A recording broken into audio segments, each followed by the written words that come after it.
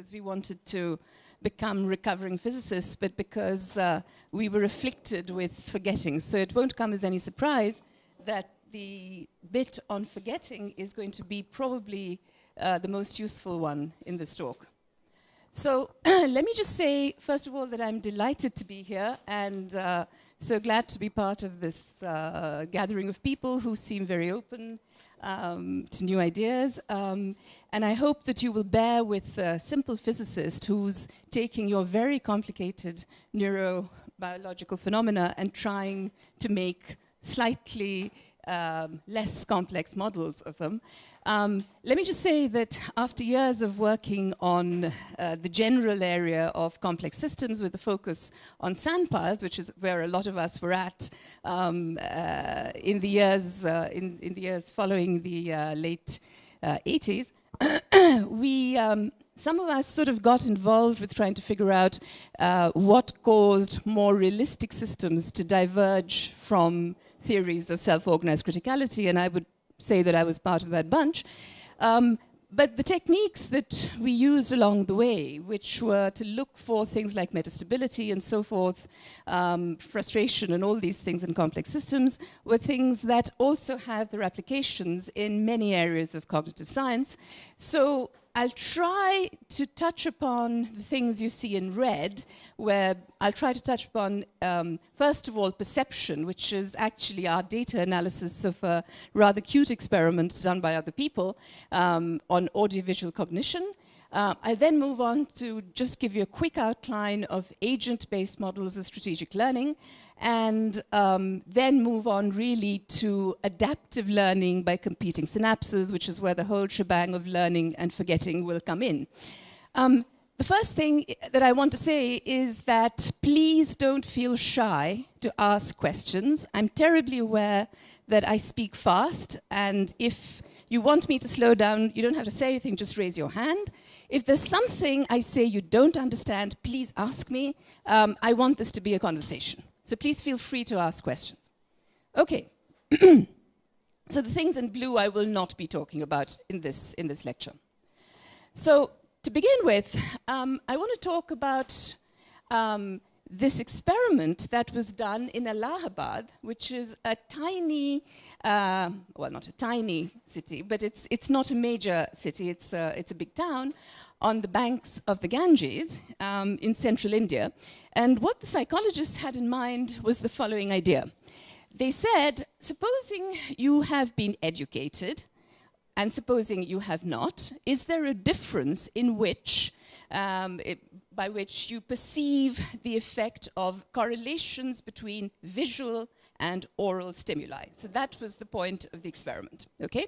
So what they did was they said that you had, first of all, a mixed literacy population, 35 people illiterate, and I'm sorry to say that one of the reasons that we in India can do this sort of experiment is that we do have a lot of illiterate people, but they were trying to test the effects of literacy on other things where actual, literacy wasn't required, such as trying out this experiment on audiovisual cognition.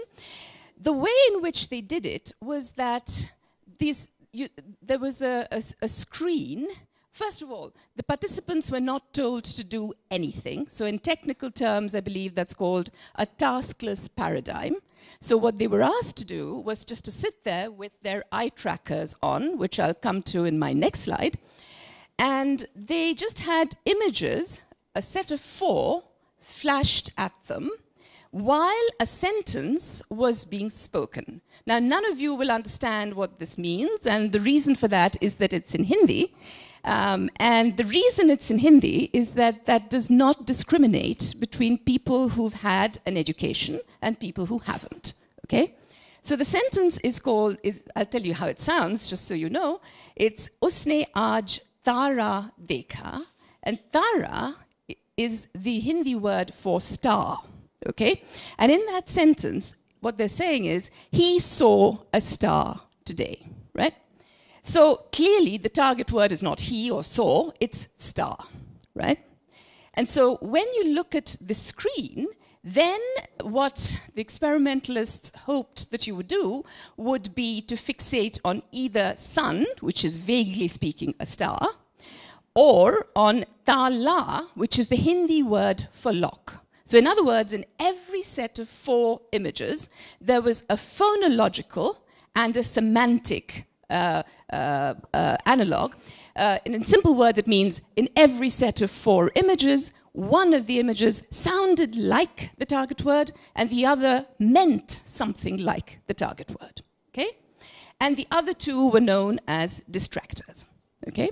So what happens is you're sitting in the audience just like you are and you hear the sentence, Usne aaj tara dekha, and then your eye movements are actually recorded by the eye tracker.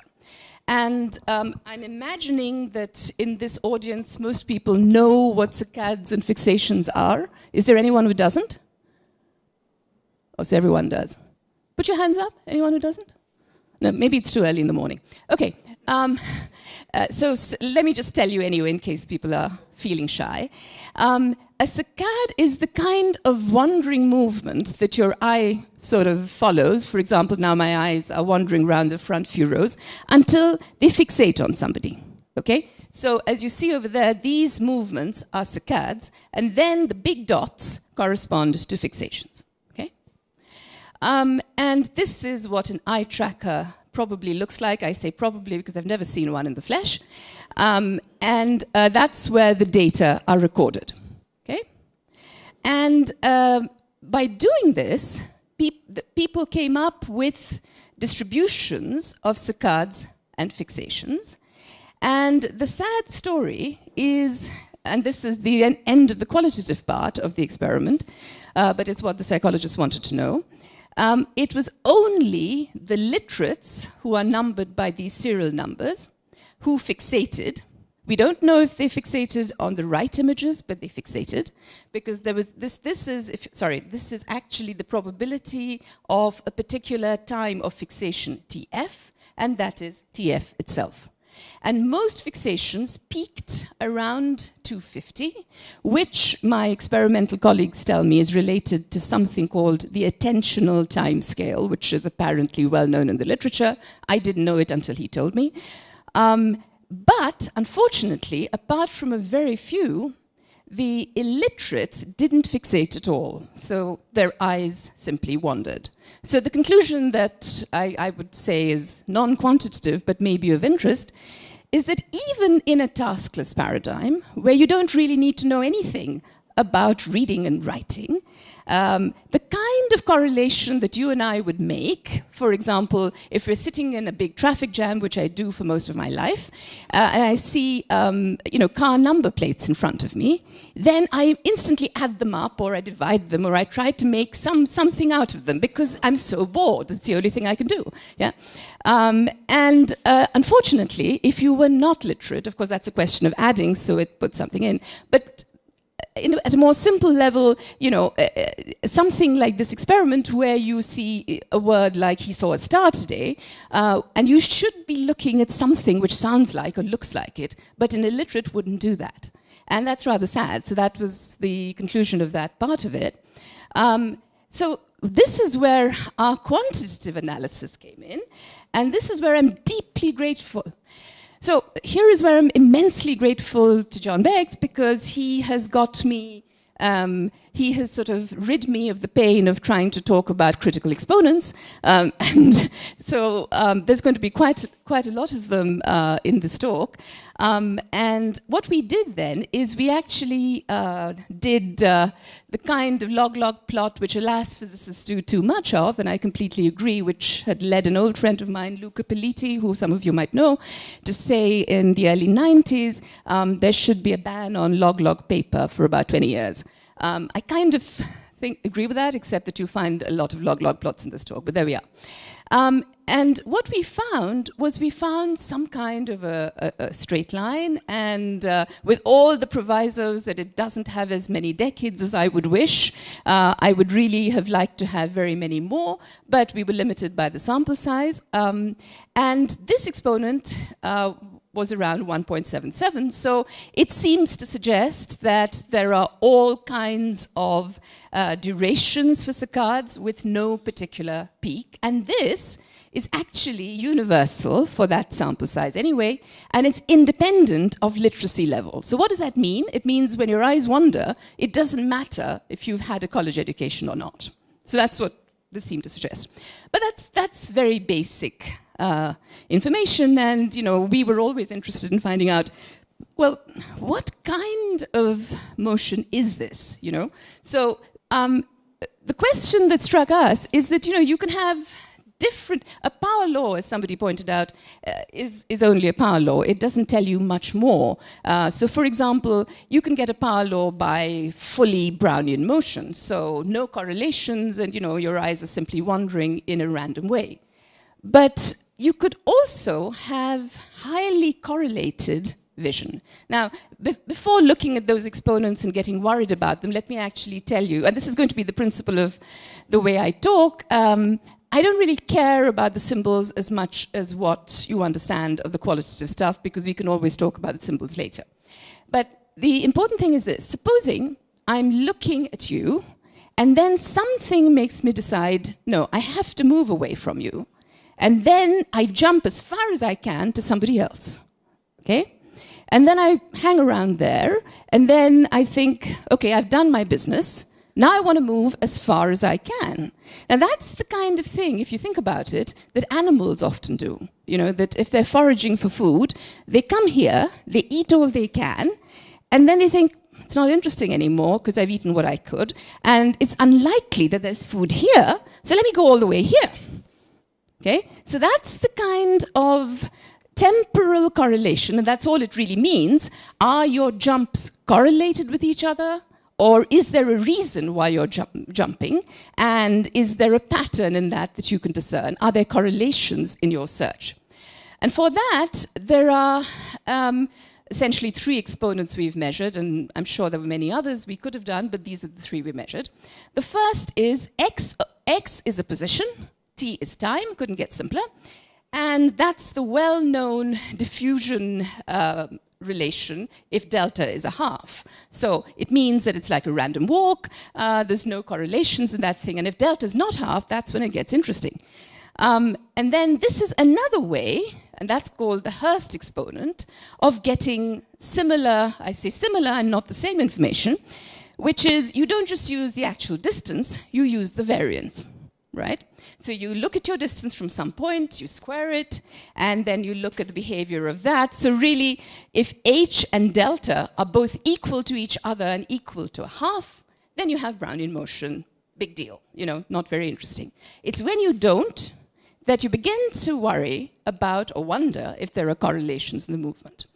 And this last one is the power spectrum, which again was introduced yesterday, so I don't have to go into that, which is where you actually look at the frequency spectrum of your distributions, and you look at this exponent alpha, and I'll tell you a little later what that means.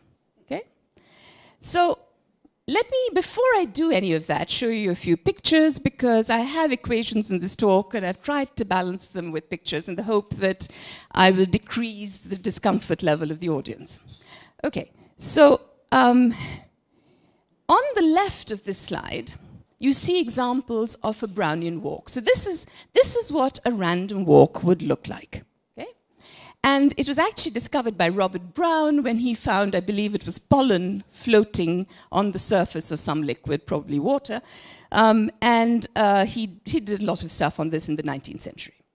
But what are these? And this is where I already told you that if h equals delta equals a half, you're in this regime, and it's not at all interesting. On the other hand, if h is greater than 1 and delta is greater than 1, and they're not equal to each other, you start thinking of correlations, you start thinking of much more interesting things. And the name given to one class of these objects is a levy flight. If you look at that, you'll see that there's a huge jump, and this guy messes around in his neighborhood, and then he makes another jump, and he messes around a bit again. then he makes another big jump. It's not like these completely random things. It's like, you know, messing around in a neighborhood and making a big jump and then messing around again. Now, why do I have these pictures here? And it's because some people have done rather interesting work in looking at albatrosses. And one of the, I believe that the first author of this may be in the audience or may be coming tomorrow. And what they've shown is that levee flights, which are this sort of flight, are carried out by albatrosses, which that's what these birds are, because they eat somewhere and then they fly across oceans and then they land somewhere else and then they eat there and they fly again. So you know, there's a long story to this, which I think you'll hear about tomorrow, which is where these guys first thought it was a levee flight and then said, no, it probably wasn't. And then these guys came along and said, yes, it was a levee flight. So everybody was very happy in the end. So it seems like it probably is a levee flight. And this one is a whale or a shark. And they also have been known to carry out levee motions. Okay? So these are the two, basically what I'm trying to tell you is that these are the two sorts of motions that one could be looking at. And what did we do? Well, this is where I will get fairly short because I think people don't like to see numbers or too many graphs, but let me just tell you that we use the variances of all the trajectories to calculate h. Delta was calculated from entropic measurements and alpha from the power spectrum. And despite the fact that we had such variable data, which is what I thought anyway, we seem to have got pretty good data collapse. So I can only wonder at that. But what I want you to notice is that h and delta are very definitely not equal to each other. They might be within error bars, but in fact they're not. And they're close to 1. They're not around a half at all, right? And so the conclusions we came to is that if that relationship, because we measured all these 3 exponents, seems to be pretty well satisfied by our data. So what's that really telling us? It's saying that our visual motion, at least under those conditions of listening to something and then searching somewhere on a screen, it seems to suggest that, let's say if I was somebody in the audience doing that, I would be looking at one part of the screen, maybe the lock, and then maybe I'd lose interest, and then I'd make a big jump and go to the sun or whatever it was, and then fixate there for a long while. But basically, it's suggesting that our visual motion follows levee-like dynamics. The values of h near 1 suggest strong temporal autocorrelations, which just means that where you go as a function of where you've been before is correlated and not random. Okay? And super diffusive dynamics, which means diffusion is what it is, it has a certain time scale. Subdiffusive means you're terribly slow. Super diffusive means when you go, you really go. Okay, so that's what it means. The alpha value, which you heard a bit about yesterday in a couple of different talks, also suggests strong temporal correlations. I won't go into the details here, but there are people who call things white noise and brown noise and pink noise, and we're supposedly pink, but I don't really care about these colors. So it's just that all I will say is that, you know, we have strong temporal correlations. And this, for me, was more interesting, that the search dynamics of humans under those conditions seems to be like the foraging dynamics of everything from spider monkeys to albatrosses to fruit flies, and in short, as people who've been talking to me will have heard, all the creepy crawlies that I really don't want to know about. Okay, so but it's our search has these characteristics, and what are these characteristics? They are memory, so it's where you are. I mean, you know that you've exhausted the food, so you're not just jumping randomly, because you usually don't come back there unless it's a long time later. Scale invariance, because there's no particular length scale that stands out. And it's local searches separated by non-local jumps. So that's our attempt to say a little bit about perception, at least under the conditions of that experiment.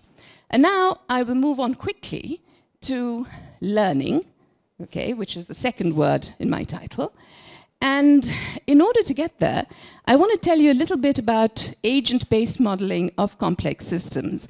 Is there anyone here who has not heard of what this is? Please don't be shy. Okay, thank you. Thank you. Okay, one is good enough. I'll assume that everybody, thank you for that. I'll assume that everybody else has. So if you have a complex system, or even a simple system actually, what you do is you take a target system, whatever that is. So here it seems to be like a lot of stick-looking guys fighting for fishing rights somewhere. And what you do is you take all of this stuff, and if you're a physicist, you make a lattice, and you replace each of these stick-like guys as, you replace them with a dot. So this guy is this guy, that guy is that guy, and so forth. So you have a lot of agents on your lattice. So the entities in your real system are the agents in your model. And then, if you have interactions between these guys, which is, I could say, look, you are not to fish here, okay? That's a repulsive interaction. But I could say, he's not likely to come so fast, so let me be generous and say, attractive interaction, okay? So whatever those things are, I would take from the real world, and I would put them in some kind of a toy model-ish way as interactions on the lattice. And then what people do is they actually create these pictures or these models on a computer screen, and they play all sorts of games with them, and they vary the rules, and they vary the model, and they do all sorts of weird and wonderful things. And then you might think, why the hell would anyone want to spend their time like that? And the answer is that even the economists, which we know to be the fount of all worldly wisdom, suggested that agent-based modeling was actually probably better to look at things like financial transactions than conventional economic theories. Now, who's done that and whether it's true or not, I don't know. But, for someone who's not very religious, The Economist and journals like it, which claim to know everything, are pretty close to the word of God. So anyway, this is the sort of reason why a lot of economists went into this sort of modeling. And there's a whole branch of physics which some people think of as very respectable and others as less than respectable, and I'll withhold my own judgment on that, which has come out of this, where physicists make their models of economic systems. And I assure you that this is probably the only thing, or one of the very few things I've done in the area, so you can kind of guess my response to the field. So this is some work that we did on a model of competitive learning, and this is where the word learning first appears, and I will, it does so for a reason. But to put my model in context, let me actually just focus on this. If you wanted to make a choice between buying an iPhone or a Samsung, okay, these are probably the steps that you would have carried out. And in fact, an economist colleague of mine, who didn't do the math but basically had the idea, Chatterjee of Chatterjee and Shue, said that this particular model could model the diffusion of innovations, which has now become a pretty big field in economics, and there's even books been written on that. But we did this way back, and we just did this for fun, really. And what the two main steps of this are, and let me talk about them before I show you what's on the board. What would you do if you didn't have a phone? You'd look around you and say, what's the majority of my neighbors have, right? If they have an iPhone, let me go for an iPhone. That's the first thing you'd do. And then, if you were a bit smarter, what you would do is, after a while, you'd say, look, I don't want to buy something straight off. Let me buy it on contract and see how it does. And what do I mean by seeing how it does? I would look around and see how well is the iPhone performing for my neighbors. And if it is performing well, then I stick with my choice and I confirm my contract. And if it isn't working well, then I trade in for a Samsung. So that's really the principle of this model. So look at the central site, and I've just made him a bit bigger for no other reason than he's the guy that we're looking at updating. And his neighbors have 3 of one sort and 1 of the other. And so he decides that he's going to become like the majority. So the central site follows the local majority. Okay? And then the second step is the central site follows the locally successful strategy. Now that doesn't, in our model, it's not just a question of how many did well, but the ratio. So for example, one pink guy who did well is much better than 2 out of 3 of the blue guys who did well. Okay, because the success rate is 2/3 here, and it's 1 there. So this fellow, who had bought, who had become the blue sort, goes back to being the pink sort. And you can keep doing this ad infinitum, and this is the very simplest version of the model. And then the question is, why would you do it, and what does it do for you? So this is where I'm going to introduce you to this word called coarsening. And before I do that, I will say I'm following again the labeling set out by John Beggs yesterday, where he said, let's say that one type is black and another type is white. Okay? Now, don't get bothered by all of this. Just look at things one at a time. So this is for one model, and this is for another model. We had 2 kinds of models that came out of it, and I can go back to why we had 2 models in the questions maybe, but for the moment, just accept that. And this is a snapshot at a particular time instant, okay, where you see the relative proportions of black and white. That is at a later time, and that is at an even later time. And what you begin to see is that the pattern you saw before coarsens, okay? In other words, many of the black bits join up and many of the white bits join up, although it's not very clear which one's going to win, okay? The same for this model. This is at the earliest, the second earliest, and the third earliest times. And the difference between these 2 is that here the white regions are white, and here the white regions are interrupted by black, and the black regions are interrupted by white. So what? So what physicists like to do is they like to solve for these models in terms of phase transitions. And, we actually solved for this model in 2 and 3 dimensions for both kinds of models.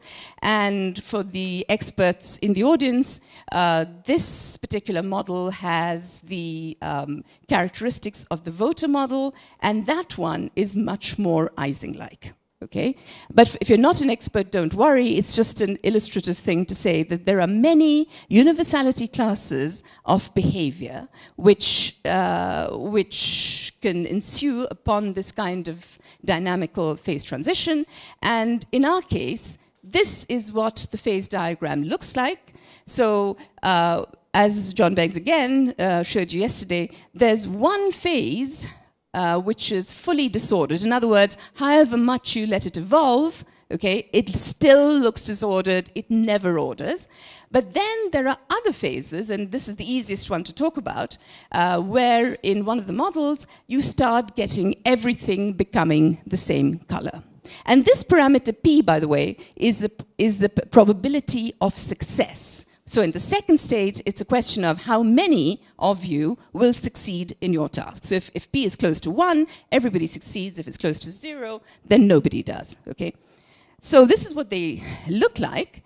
And I just want to show you, before I actually move on to the neuroscience part of this, the sorts of things that we could do. And it just turns out that if I start including self-interaction, which I did with the postdoc of mine, which is, I don't just look at my neighbors, I include myself. So I buy something, I see what my own performance is like, and then I add that to the results. And I can do that in different ways. And it turns out that the results interpolate between the 2 models, which was rather nice for us. But the thing I haven't talked about is, what's the influence of updates? Which is the following. Do I get my results or my updates and transmit them in an ordered fashion through this room? Or do we all hear the results at the same time? So the first is called a sequential update, and the second is called a parallel update. So parallel update means you can have all the information coming to everyone at the same time. And an ordered sequential update means it goes like 1, 2, 3, 4, 5, 6, 7, 8. A random sequential update means like it goes 1, 32, 56, 44. I'm just introducing you to these words, not because they're particularly useful for the rest of my talk, but just so you've heard of them, because they may well be things you have to work with later. Okay, so this is some of the weird and wonderful things that can happen. Here, yellow represents one species and black represents the other. And I just want to show you examples of 3 phases. The first is consensus, and you just look at this and you know that if you keep on doing this till the cows come home, you find that it'll all turn yellow. Okay? you let this evolve in a similar way, and there is no way in hell it's going to evolve to anything. It's always going to look disordered. Okay? And you look at that, which is interesting, which is only there for the parallel update, and it's called coexistence, which means I do one thing, you do another, you do the opposite. So it's what we call in physics an anti-ferromagnetic setup. So each neighbor does the opposite of the other. And it turns out to come out in the high-performing phase of the parallel update, which again I can go into in the questions. But what the reason I have it up there is when my student did this, he found that a business journal had actually published data which was very similar to this, which meant that if you and your competitor have two high-performing strategies and you are accessing information at the same time, so you know how it's doing, it's in a parallel fashion, then you can have global competitors as next-door neighbors. So it was kind of fun for us to find that one of the strange phases we got because of the parallel update actually also exists in, if you like, real-time business models. I'm not going to say very much about this, but what I've told you here already has just got to do with learning. I haven't said anything about forgetting, but there is hidden in all of this a forgetting parameter, which I'm not going to go into quite deliberately because I'm going to spend a lot more time on a more interesting way of looking at forgetting. But I just wanted to say that I always had a question at the back of my mind, and when I do physics, it's always for these weird reasons, which is, I asked myself the following question, that if somebody is a very quick learner and also very quick to forget, is he going to do better than someone who's a slow learner and someone who's slow to forget? Okay? So it's just a general knowledge question that I asked myself. And actually, out of the phases of this model, and this is proof of that, although I'll only return if I have time to discuss it, we actually find that there's a whole phase line where if you're a slow learner, providing you're better than some threshold, and you have a very low level of forgetting, you beat the cleverer guys. So I think that's good news for us all. But this is the sort of game that people play with agent-based modeling. And now I really want to get on to something which is closer to the spirit of this conference, where all these tools will be used. And what I'm going to do to begin with is apologize for the simplicity of this picture. I usually give this talk to physicists, and this is complex enough for us. But so I don't need to say this, and I'm almost embarrassed to tell you what this is, but let me do it anyway. So the way in which impulses are transmitted is that that's an axon, an electrical impulse travels along it and triggers a release of neurotransmitters. The gap, point 3, is the synapse, so the signal travels across, and it then binds to receptors at the next neuron. And so this is how electrical impulses are transmitted. And that might seem terribly simplified to you, but wait until you see what a physicist's eye view is. It's much simpler, because it's the only sort of thing on which we can do any kind of modeling. Okay? So from this picture, we extracted a picture which is the following type. We said that the black guys are the neurons. The bonds that connect them are the synapses. The weak type causes the attached neuron to fire with a probability P minus, which is held to be less than P plus, which is the probability with which a strong type causes the neuron to fire. So, two types of neurons, on or off, firing or not. Two types of synapses, weak and strong, one of which is less likely to cause the attached neuron to fire than the other. But before we go on, this audience has been very quiet. Are there any questions at all? Is everything, I mean, I can't believe everything's clear, so it must mean everyone's asleep. Well, there we are. But if there's something that's not clear, please tell me.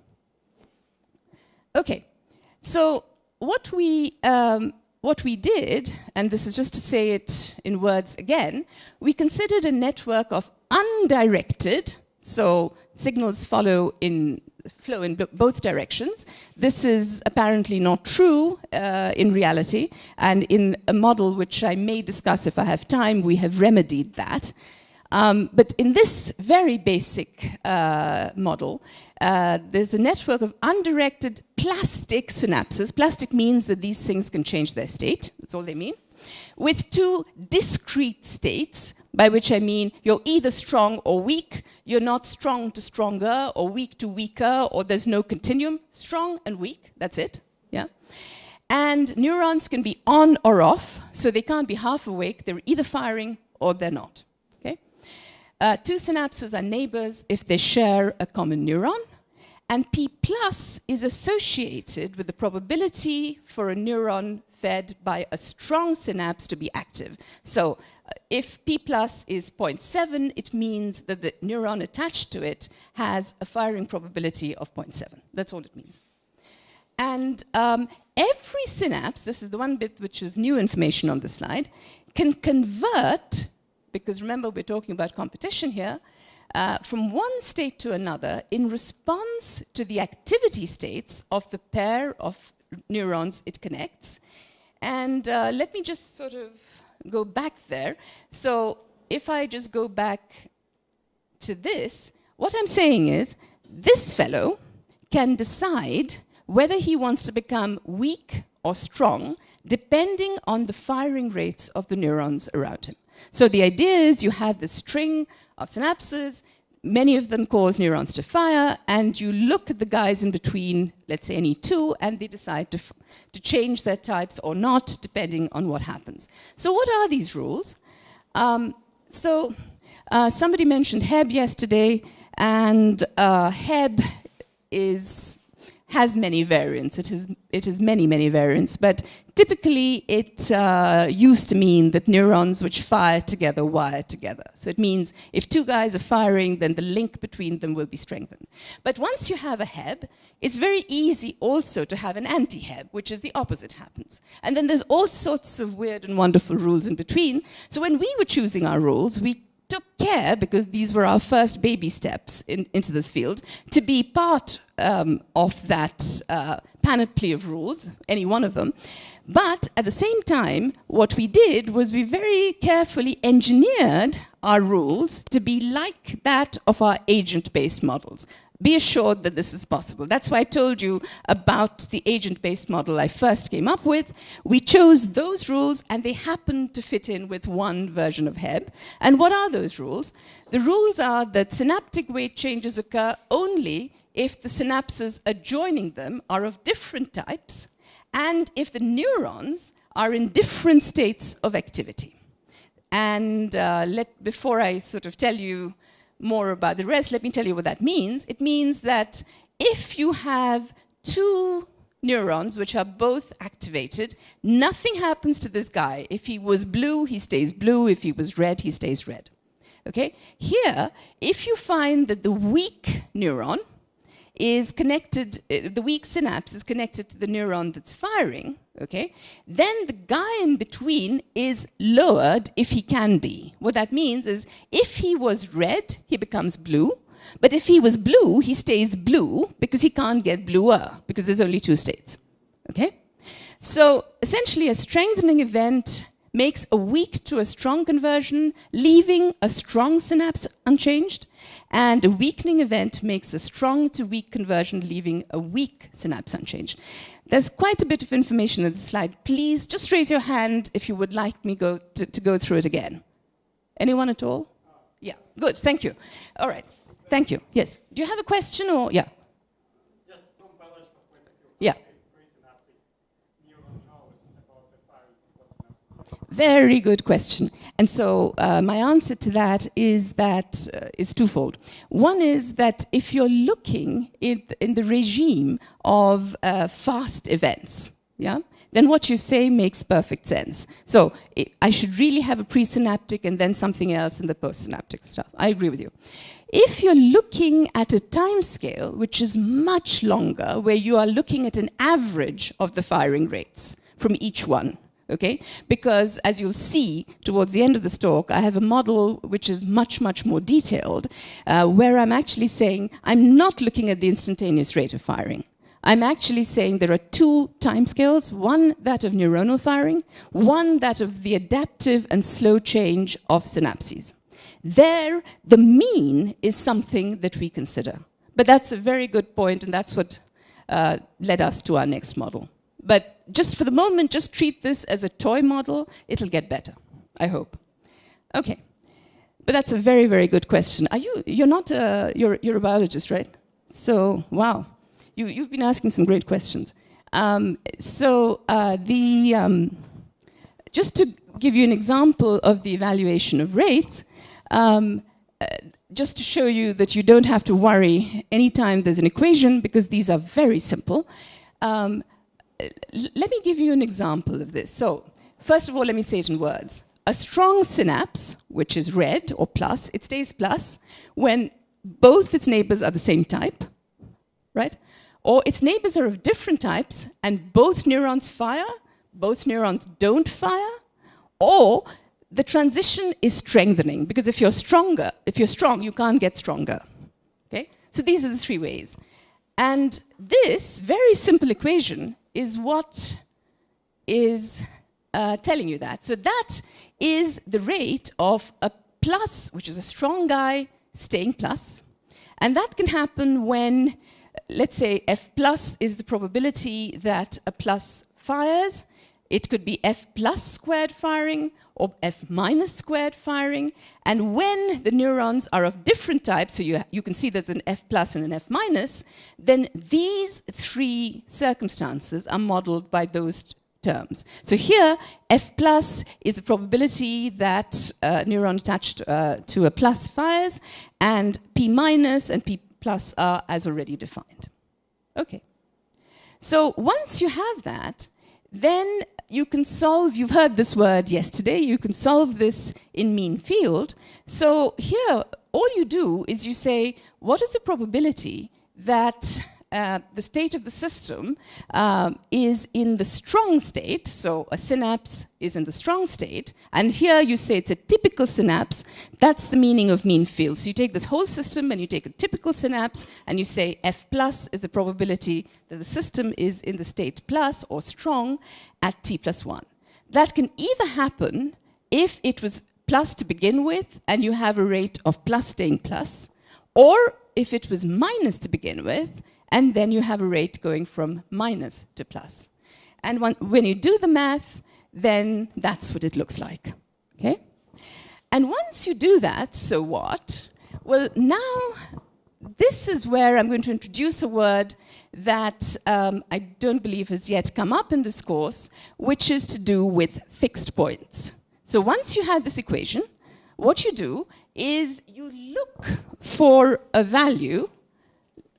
You look for a value such that the F plus and the F plus here and the F plus here are the same. That means it's a fixed point.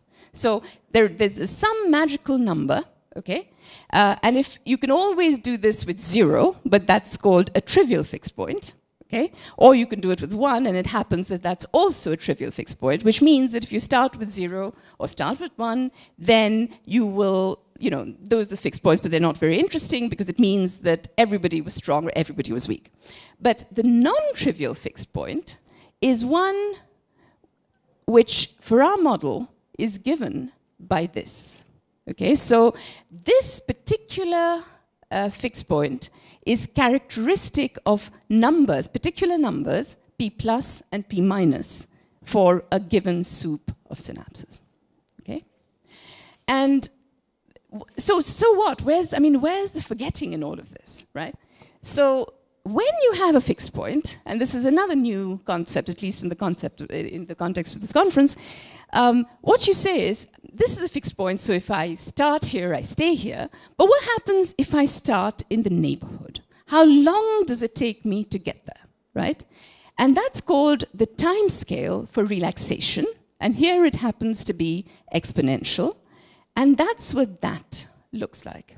Now, where is all of this driving at? Okay? Let me just tell you to begin with that this is the central quantity for learning and forgetting protocols. What do I mean by that? Let me just forget about the equations and think about a real system, which is I'm sitting here, I'm in my default state, okay? you give me some new information, and I go here in my brain, okay?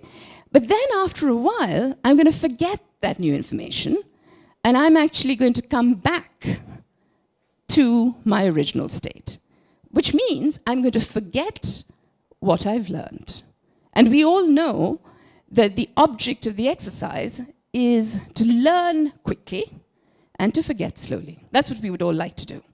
So if you can tailor these values such that the forgetting time is large, and let me emphasize, in my model, you know, the learning time is extraneous. I will show you in a minute, it only really depends on the value of the signal. It's not something over which I have any control.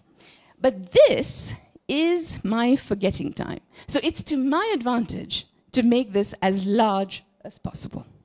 Okay? Any questions? Any questions yet?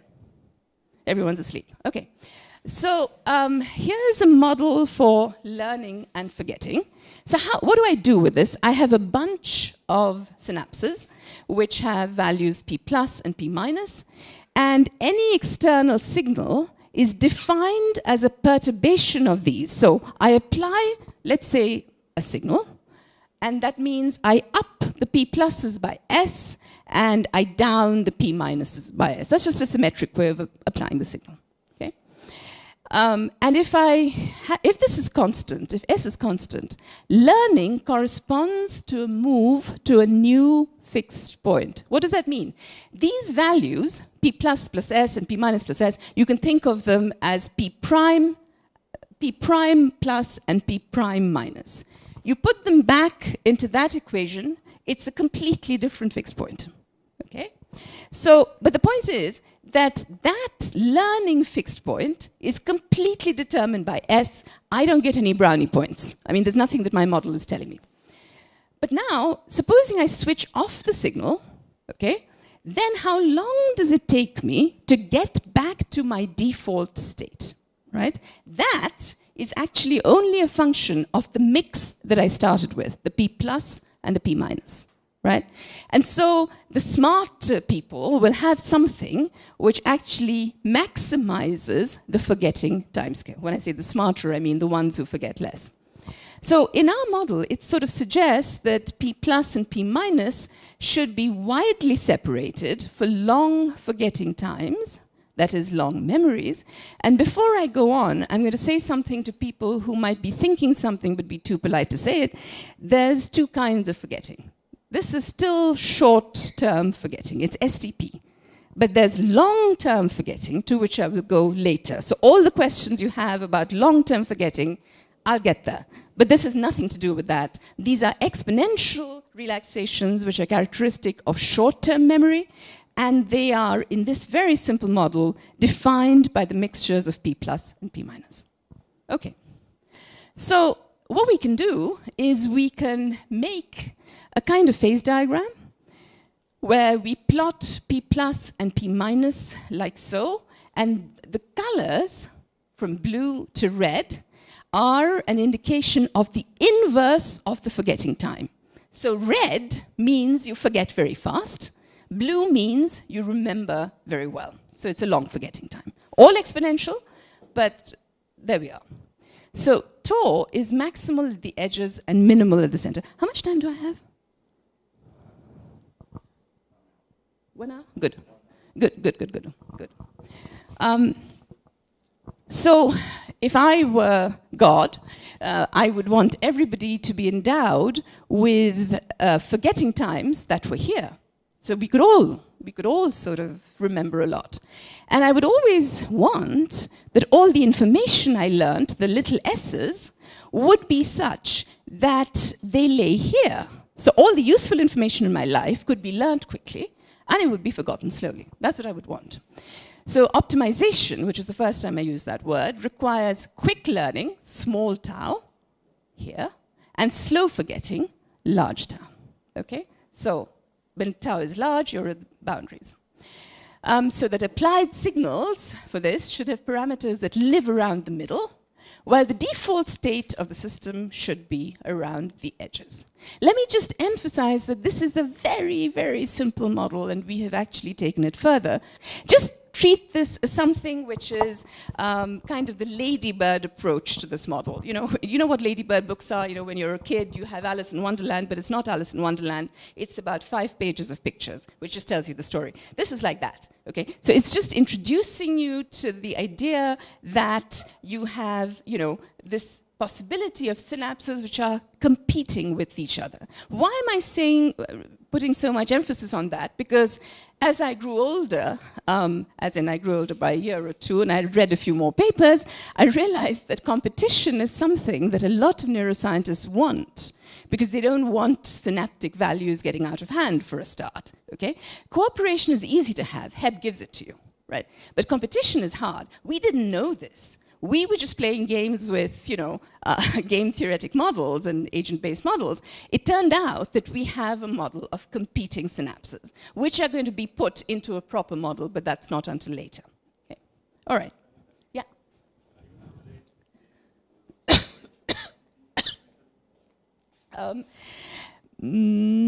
I would love to, but not yet.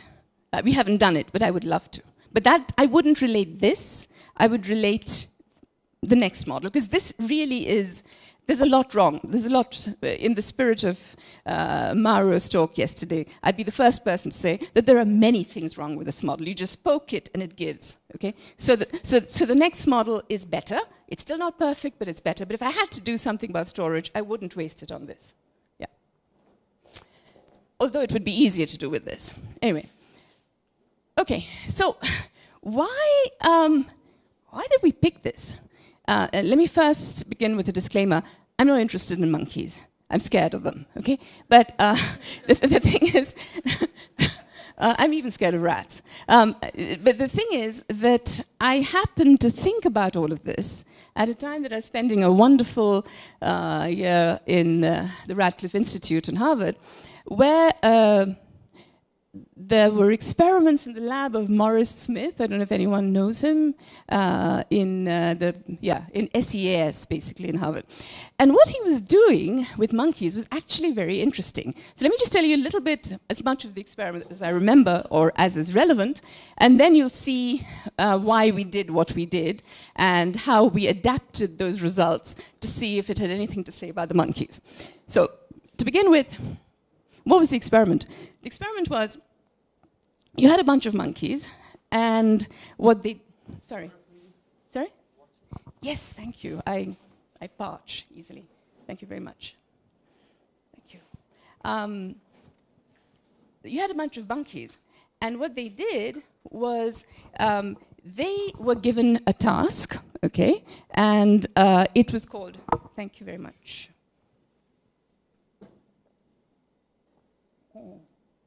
That's better. Thank you. What they did was they were taught to reach for things. Okay? They were given rewards, and they would, you know, they had to do various other things. But let me just say that in human terms, which is what I got out of the whole thing, this is the problem. What Maurice Smith was trying to show was that forgetting was a very useful part of learning. How so? Everyone who's read Sherlock Holmes will know that people say that if you store everything in your head, it's like an attic, right? You will never have enough space to store what is useful. So you have to develop the knack of tossing out what you don't need, okay? And so the phenomenon of reaching is like so. If I actually put this down, like so, and I shut my eyes, I don't need to know the exact coordinates to pick it up again. Right? I just have a general idea. That's what I do. So I've lost all memory of the exact coordinates. Okay? So what Maurice Smith did with his experiments, which you will, I'm afraid, have to read his paper for, was he had parameters for learning and forgetting, and he actually came up with analytical results, in a manner of speaking, which were to be compared with his experimental results. And so let me just take you quickly through one of them, and then tell you why we believe that we might have done slightly better just on the analytic part, because of course the experiments were not something that we would even try to do. So here is a typical signal. It starts at 0, and you must think of the signal in terms of some force that's being applied on the monkey's arm, and it's maintained for about 50 time units, and then it's switched off. And then Smith has a way of measuring how the monkey forgets, and for 3 different parameters, he gets different forgetting rates. Okay, so the monkey learns at 50, and then at 100, he has a certain rate of decay. With other parameters, the rate of decay starts later and has a different slope, and so forth. And what we did was we were able to take the model that I talked about before, and we were able to actually replicate we just collapsed the results of the curves, but you will see down here that there is a slight difference in the 3 slopes as a function of parameters. So big deal. What was the difference? The difference was that in the linear theory of Smith et al., you had to fish in parameter space to take out what these solutions were. For us, first of all, we had a nonlinear theory, and anybody who's tried to model memory in any way, shape, or form knows that nonlinearity is the first thing that you should be going for. But also, we didn't fish for results. They actually came out of the phase diagram I showed you. Okay? And what we then did was that we tried all the different protocols that he had tried, and we got reasonably good agreement with all of them with our formalism. And then, because no theory is good unless it predicts something. I mean, a theory which just says, okay, I can match what you've done, big deal. Unless you actually predict something which is falsifiable or verifiable, it's no use. Okay? So what we did was we looked at this ratio, which is called the log, which is called whatever it is, but it's the log of the forgetting time over the learning time. And that is a function both of the applied signal and of the P plus or the P minus in our assembly. And we actually came up with a range of signals where optimal learning was the best. And just to show you, and not to dwell on it, we did this for the other paradigms that Smith et al. Had. So in one case, what they did was they applied a signal which was then sunk to half its value. In another case, they had a signal which became its reverse. Okay? And we were able to produce graphs which matched their result, but again, without fishing in parameter space, in a much cleaner fashion, and make predictive comments about what they would observe in terms of optimal learning. And we got all sorts of interesting results, but that's not the point of this talk. It's just to say that even with a very simple model like ours, which is wrong in many ways, wrong, meaning incorrect in many ways, which doesn't take everything into account, you're still able to do a lot more than many simple theories for this kind of cognitive experiment. So it's worth doing this, in other words. Okay, so now what I want to do is go on to the thing I was talking about, which is to talk about what kind of memories are we talking about. Now, Siddhartha gave some very interesting thoughts on this in his lecture, and I was very tempted to say, gosh, you know, without the sleep component in your work, we've been thinking along very similar lines. Okay? So the question is, there are some memories which are short, which is, I will very quickly forget anything I've said here, so if anyone wants to talk to me later on, please remind me of what I've said.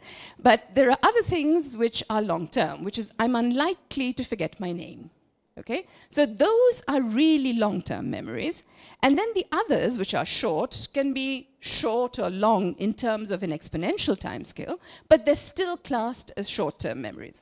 And this is from a kind of biology journal, so I hope it's more correct than anything I would have drawn.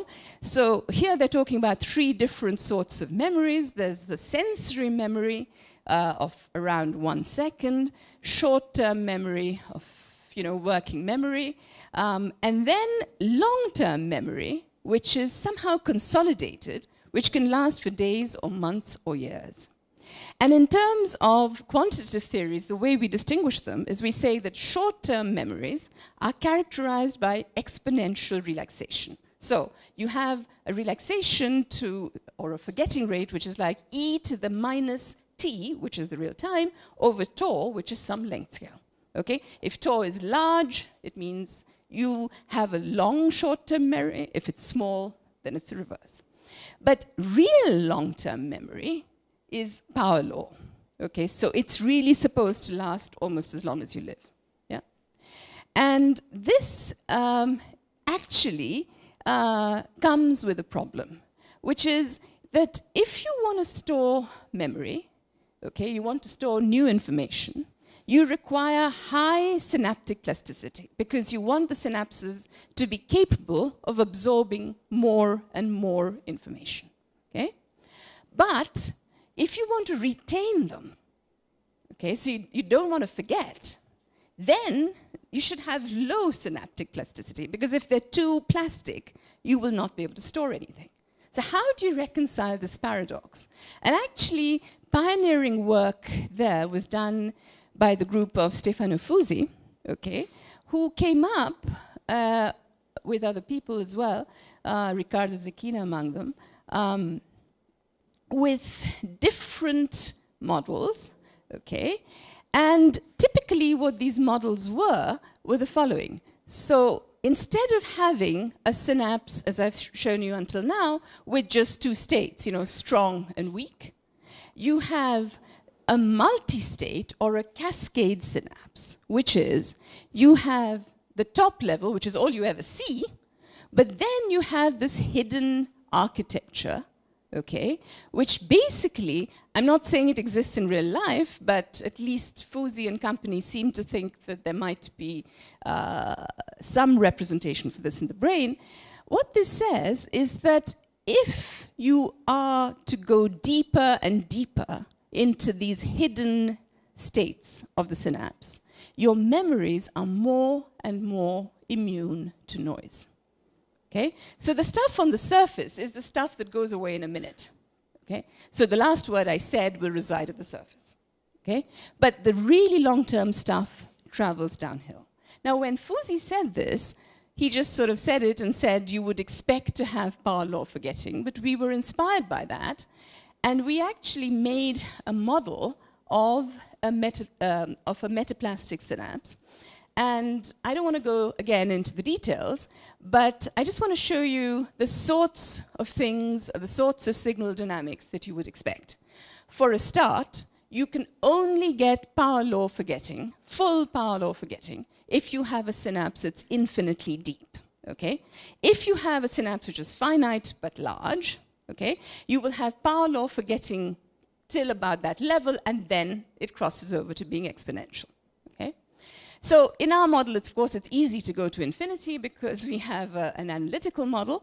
But what we did was we said that supposing you have a synaptic structure where these are the surface levels, you know, plus or minus of the synapse, and these are the deeper levels. And what's the difference between the two pictures? That's the effect of the application of a positive pulse, and that's the effect of the application of a negative pulse. Okay? So here, what I'm saying is that the effect of a positive pulse, if this is negative, will be to send a signal to the positive domain. If the state of the system was there, it would go deeper. If it was there, it would go deeper. There are also mechanisms by which you can cross very deep down from a negative to a positive pole. It's quite a complex model, but you can write down equations for all of this. The equations are less important than the idea that instead of just oscillating between the top two levels, you have dynamics of signals which can cause you to go down.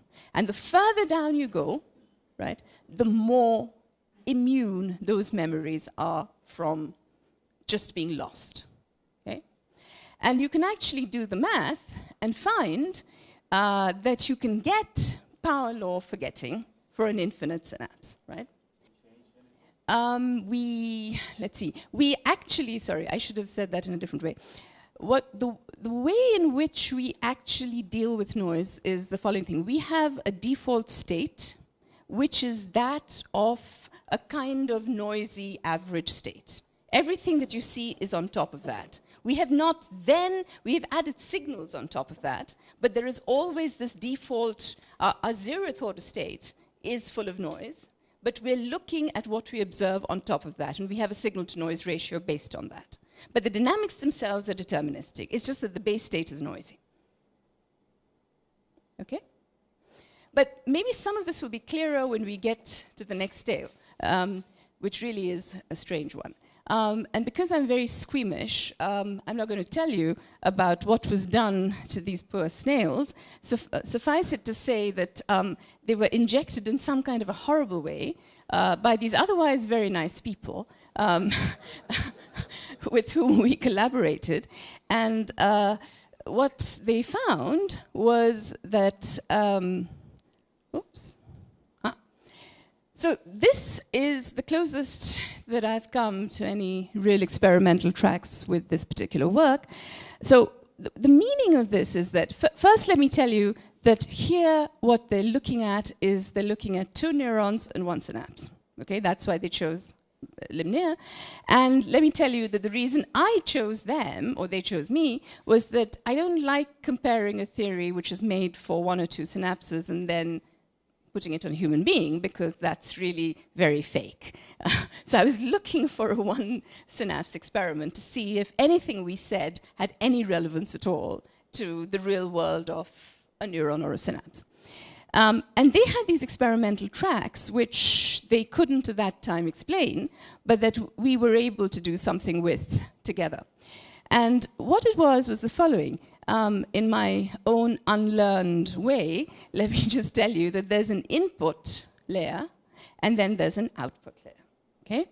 And what happens is that when you put in a signal at the input and you've done nothing else, then this is what the output looks like, right? So this is the input and that's the output. And now you do this unspeakable thing to these snails, which means you really poke them, you know, very, very fast and very often. And then something funny happens, which is that the first time, and it could be, you know, hours later, the first time you poke the snail again with an input signal, there's a huge response. So they use the word use dependence, which means it's not time dependence. It's if this poking was done later, you would still get a huge difference between the input and the output signal. So it seemed to me, in my very simple-minded way, that this process of injecting the snail, or you know, they call it tetanic potentiation, this process was some way of storing something, which I called long-term memory, you could call something else, which did not have a chance to get discharged until the thing was poked again. So it stayed stored somewhere. Okay, so how do we model this?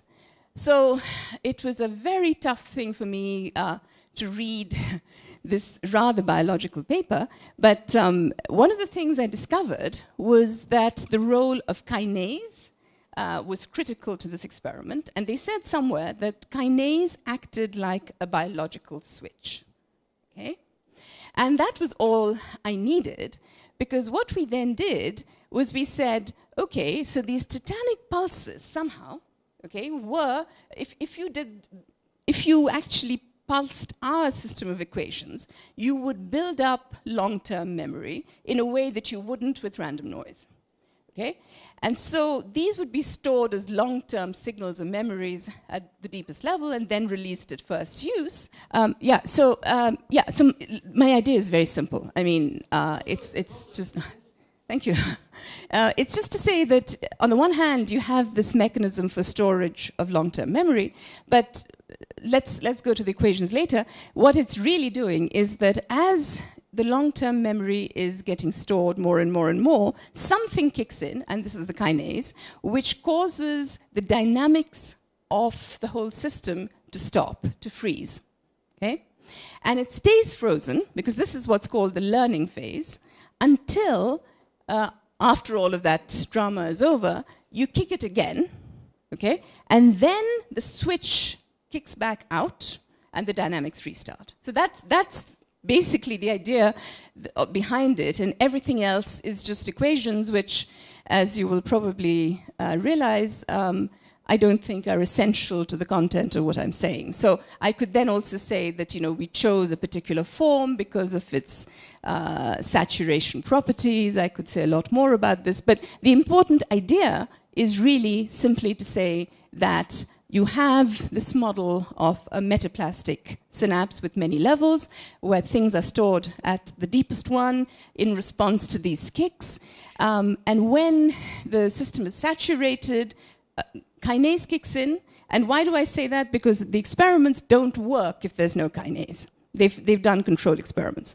So kinase kicks in, freezes the dynamics, and then you let the system rest. And whenever you decide to kick it again, you come out with the enhanced output, what we found in terms of our results. So these are the experimental graphs, okay? And let me explain what they are. Here, what it says is that there's a threshold number of action potentials before you see the behavior of enhanced response. So if you have 3, okay, nothing happens. If you have 11, something happens. Okay? And the point is, when I say something happens, it's still a slightly stochastic phenomenon in that even with 11, it's not true that you will see something 100% of the time. You might see it 95% of the time. Okay? But the closer you get to the threshold, the closer you get to 50% of the time you see something, 50% of the time you don't. And in our model, we can tune, we have only one parameter, which is nice, because it's horrible to have too many. And what we find is that if you look at the black dots, you see, you know, this is where the system is being really sort of titanically potentiated with 3 action potentials, and then the next output is about the same size as all the previous ones. But the red trace is that you really stored long-term memory, and from that you can decay. So we seem to be able to replicate this, but really, as I said, no theory is a good one unless you have a prediction as well. And so what we have is, we have actually, and this is where the kinase may come into it, we actually have an intrinsic timescale which is determined by the concentration of kinase, okay? Which is such that if you poke the system for much longer than this intrinsic timescale, you almost always observe the enhanced response. If, let's say, the 2 are equal, you will see that, what I should say is, the thickness of these tracks represents their relative prevalence in the results that you see. Because remember, I said it was stochastic. So if you have T1, which is the number of action potentials, greater than this intrinsic parameter, which is determined by kinase, then you actually see the frozen dynamics or the long-term memory storage most of the time, as you can see that the red line is thick and the black line isn't. If the 2 are equal, you'll see this behavior half the time, no enhanced response, and this the other half. Okay. So we have a bistable switch, and at least it seemed to us that the model we came up with was not entirely useless. So now, how much time do I have? Half an hour? Half an hour, okay. But now I come to the most mathematically involved part of my talk, and I know it's a bad idea to tell people mathematical things like this, because it can really kill you at the end of a talk. So what I'm going to do is I'm going to put up what I'm talking about, but I'm going to try to explain it to you in words. And so if you're not getting it, don't worry. If I were in the audience, I wouldn't either. So just bear with what I'm saying. So my main idea in this is to say this is unpublished work. So we've just submitted it. And what we're trying to do here is we're trying to make our earlier model, which I knocked many holes into, a bit better. One of the things that was wrong with that model was, you know, why is the middle guy always sacrosanct? In other words, why am I saying that, you know, let me just remind you of what the earlier one was.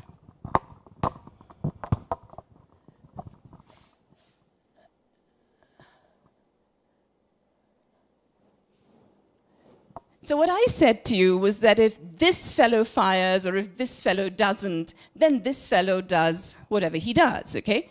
But the fact is this, why should only this synapse be involved in the firing of this one? The guy that I'm updating also has a role to play, okay? That's one of the worst flaws about that model, that, you know, I'm assuming that the middle guy is the guy who decides to become blue or red, but in fact, the firing of these neurons is something in which he also has a role to play, okay? So that's one of the worst problems with that model.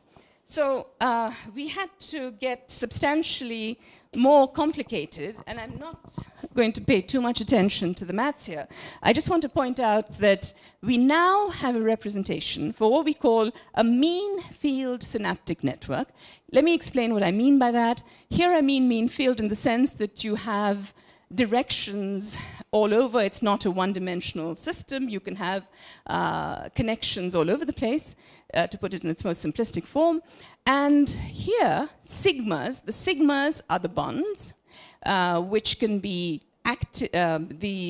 which can be strong or weak, and the news are the neurons, which can be firing or not. But each one of these, okay, has their own dynamics, and you don't have these ambiguities saying only the middle one is to be updated. You know, everything contributes to everything else. So all of this is something I would ask you to ignore, because it's only telling you, and the only reason I'm even showing it here is I want to say that if, in answer to the question you raised, which is, you know, how come the presynaptic and the postsynaptic neuron knows what the postsynaptic one is doing, what we actually do is we no longer talk in terms of the individual firing rates. We are implicitly in a regime where we're looking at times of synaptic update which are much greater than the firing timescales of the neurons and less compared to the synaptic dynamics, okay? And so what we're doing here is we're averaging over time so that we're really only talking about a mean firing rate. So I don't want you to get any deeper into that mathematics than to say this, but to say that we have a representation for the mean synaptic strength and the mean firing rate, okay? And this quantity epsilon is positive for excitatory and negative for inhibitory dynamics. And this is really the slide on which I will spend the maximum time. It's just to say we have three kinds of dynamics. The first is in response to a very old idea, but which is, I think, useful to bring in, and it answers your question, Guillermo, which is that we have a spontaneous relaxation here. We have a noise in here, and that's actually in response to what Jean-Pierre Nadal and Gérard Toulouse called the palimpsest effect, which is sometimes you just run out of space to store a memory, you know, as in a palimpsest, which is an old parchment.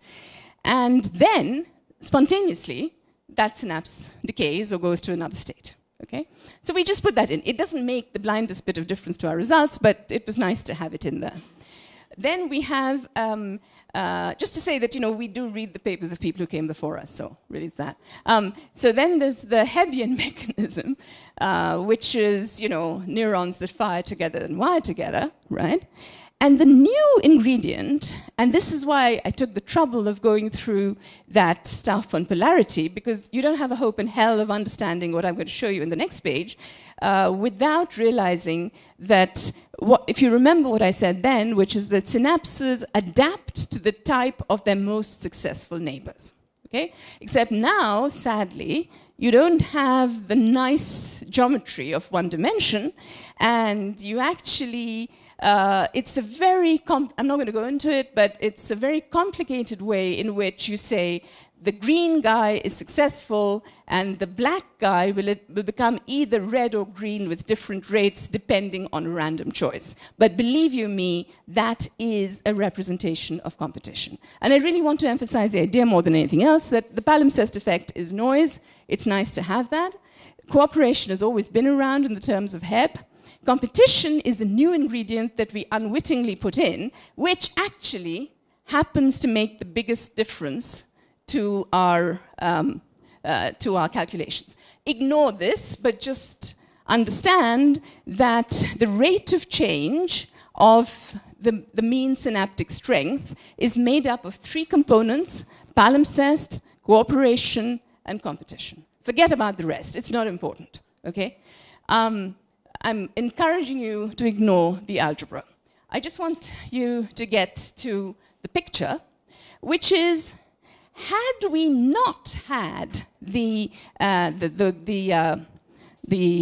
competitive part, we would only be in a regime where we would have one attractive fixed point, okay, where there is no way in hell that that could become critical. Why do I want criticality? Because criticality brings with it my wonderful power law forgetting and long-term memory. So here, I would only have short-term memory, okay? If I want to have a critical point, I need to have this scenario: 1 repulsive fixed point, somebody asked about that, and 2 attractive fixed points, okay? And this only happens if our competitive polarity mechanism is there. That's the point I'm trying to get at. That if you only had Hebb, if you only had noise, you would only always be there. You would not get power law forgetting, right? You would only get short-term memory. And if you actually have our polarity mechanism, you are able to get exponential relaxation, but also power law forgetting, all out of the same phase diagram without the need for ladders and ropes or anything else, okay? So this is, here, all the relaxation I'm telling you about is that to the nearest fixed point. It's short-term memory and it's exponential. Everything you see here is that. Now look at the magic. When you have fixed points that merge, now remember here, you can either have these 2 guys merging or you can have these 2 guys merging, okay? Yeah. Oh. Yeah, so P of J is this, is the sum of these 3 things. It's a horrible expression and, well, I find it horrible. I'm about as averse to too much algebra as I am to real animals, so there we are. but the thing is that when we analyze it, we find that only when you have the polarity mechanism, you can have this. And now you can have these 2 guys joining up to get critical, or those 2 guys, okay? And then we have 2 regimes, which we call the left critical regime and the right critical regime. And here we can get universal power law relaxation with a 1/T. So I want to emphasize a message. You have, everywhere in space, you have short-term relaxation, big deal, okay? But now, in these, especially if you have polarity, you have certain lines in phase space where you actually see long-term memory as defined by power laws, not exponential. Out of the same system, 2 poles to every synapse, nothing fancy, okay? That's what I meant when I said this is the real model that we're talking about. You also have something even fancier called a tri-critical point when all 3 of them merge and you have even slower power law relaxation. So basically, the main message of this model, where I've glossed over the algebra completely and it's not interesting, at least not for me, and not for you, I guess. The main message is if you put in the right, we think, the right physical ingredients, in other words, if you have polarity which balances out Hebb, cooperation, spontaneous relaxation, then you can, in the same phase diagram, without any fancy footwork, without ladders, without snakes, without anything, you can actually get short-term memory everywhere, but then lines of long-term memory, which is kind of like what happens. You know, when we remember, we don't remember everything in the same way. We remember certain things, and certain other things we store forever. Okay? So it's kind of cool that we get this, even if it's at the cost of a lot of algebra. So the punchline for me here is that I don't really need a special model. So everything I told you about this model, you can take with however big a pinch of salt as you wish, because my latest thoughts are, you know, it's much nicer not to have a special model, but to have the same dynamics for everything, okay? And so I want to warn you guys that just like Don yesterday, I'm not going to be kind and let you ask me questions for the remaining 15 minutes. I do actually want to talk about something which this conference has inspired me to talk about. And that's going to be my last 4 slides. So before I do that, let me just sort of sum up. The perception part in green shows that the saccades that we saw are Levy-like, and they show correlations in memory, and I would love it if people did experiments on monkeys, rats, whatever you want, to, or humans, to falsify or verify results. Either way. Agent-based modeling in blue is something we've also done a lot of work on, and I only showed you the tip of the iceberg here. But here what I focused on is a model of competing synapses in 1D, which, however much of a toy model it was, encouraged us to go further and to make better models after having got our feet wet, if you like. And so, while this gave a simple phase diagram of learning and forgetting, it didn't give an independent role to synapses and neurons, okay? So our more refined model took these correlations into account. We put in noise-related and Hebbian mechanisms, but our original polarity mechanism was in there, and it was responsible for all the action, which was a nice accident. We get a much richer phase diagram, and that while short-term memory is predominant, there are still special regions of long-term memory which emerge naturally, which is kind of cooler to me than having special ladders. Yeah. And of course, you know, the outlook is, you know, I would love it if people did experiments and encouraged us to look at more realistic networks. And before I let you attack me, I just wanted to come to this thing where lots of people have been talking about avalanches, you know, and I am somebody who lived through the bad old days of, or the good old days of sandpile avalanches. And I want to tell you what we learned from there, okay? Just some of the physics that seems to be essential for real sandpiles, which turn out not to be like SOC models. And, you know, the more provocative question, which is, are there lessons there for models of the brain?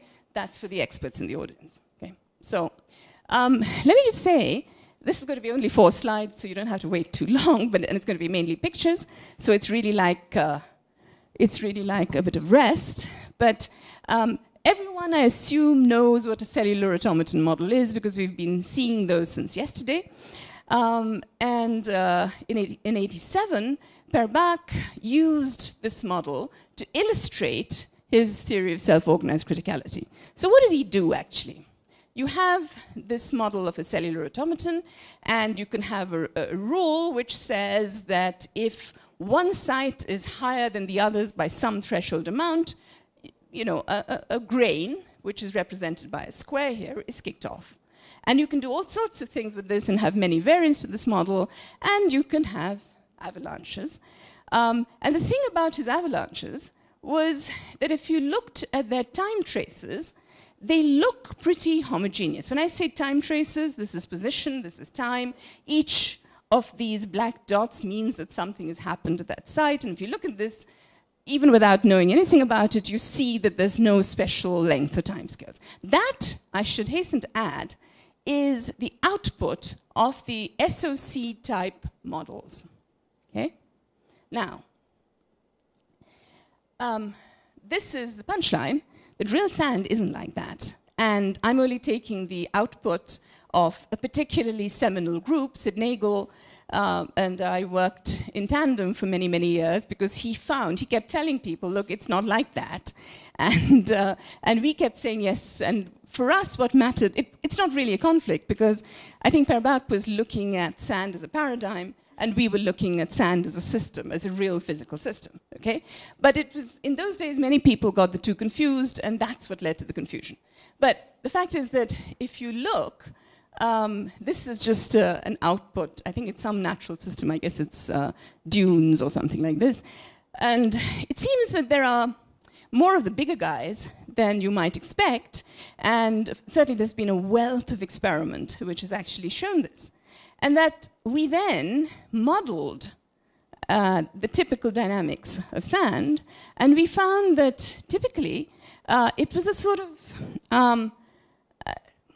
what should I say, small events leading to large avalanches was more like the real picture. So here again, if the black guys are signatures of grain motion, you see there are a lot of these, this is position along some plane and this is time, and you find that there's a lot of motion, okay, of small durations leading to these huge, nearly periodic large avalanches, which is much, much more like the real system. So in other words, in real sand, you have much more of this. You very rarely get this self-organized critical trace. What you do get is many, many small avalanches result in a large avalanche in a roughly periodic fashion.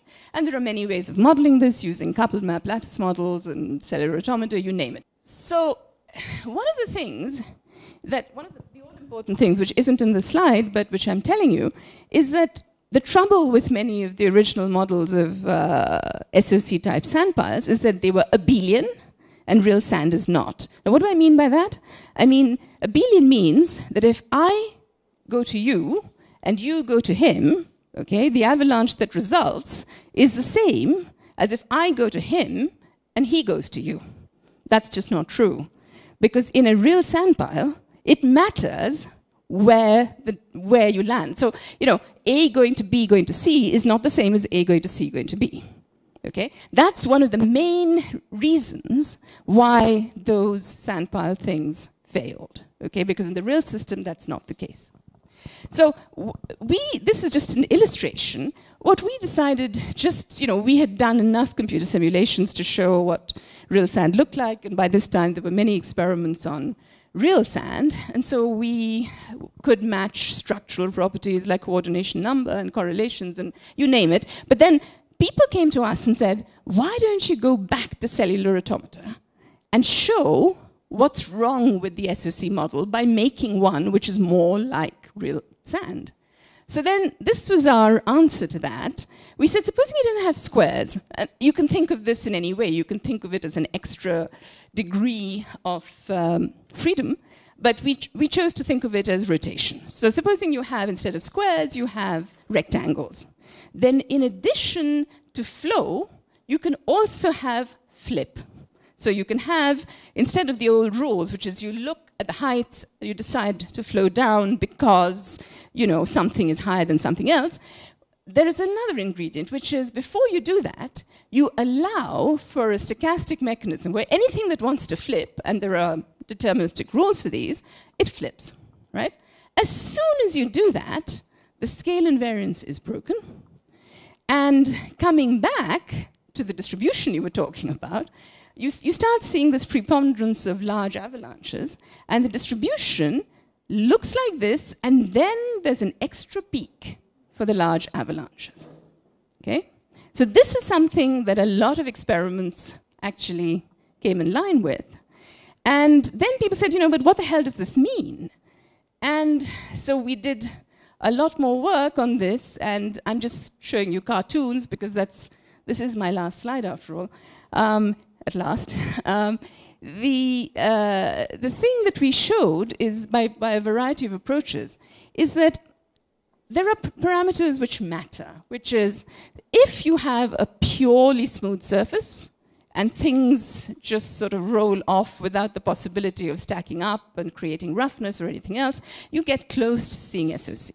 If you are able to build up roughness, and if you vary the speeds of the grains that hit you, in other words, you account for surface roughness and inertia of the moving grains, you can get system-spanning large avalanches. So look at the two pictures. You've got, imagine a surface of pure marble and an elastic ball bounding down it. There is no reason to expect anything other than SOC. But now imagine something which is on a substrate of clay, which can actually build up roughness, okay, because bits of mud can be stacked one on top of the other.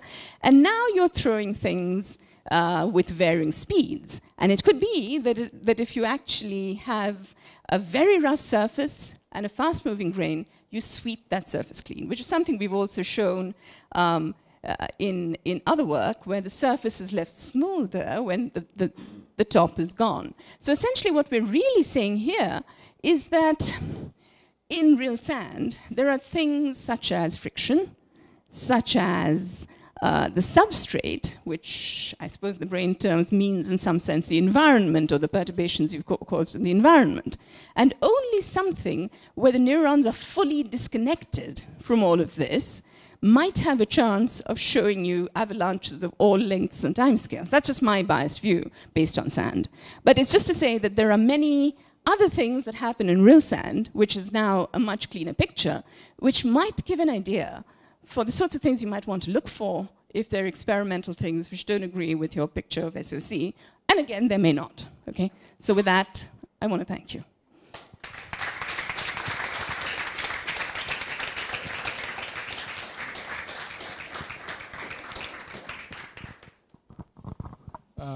I intend to ask you about the type of learning that you suppose the exposure to any kind of memory that you want to analyze as a forgetting model. Okay, so which kind of learning we apply for them? As we know, in human being we have two types of model of learning at least. One is repetitive and the other is single exposure information. So which type of learning that you suppose to your model, and then I can ask the rest of my questions. Good, thank you. You see, you have to bear in mind you're dealing with a very simple physicist, right? I mean, we just do very simple things. So what we, in our way of looking at the synapse, I'm assuming you mean the long-term memory. You mean, okay. We hypothesized that a string of pluses, okay, for example, which is something which had a non-stochastic content, okay, would be the sort of memory that was transmitted through the layers and be stored in the deepest depths of our synapse.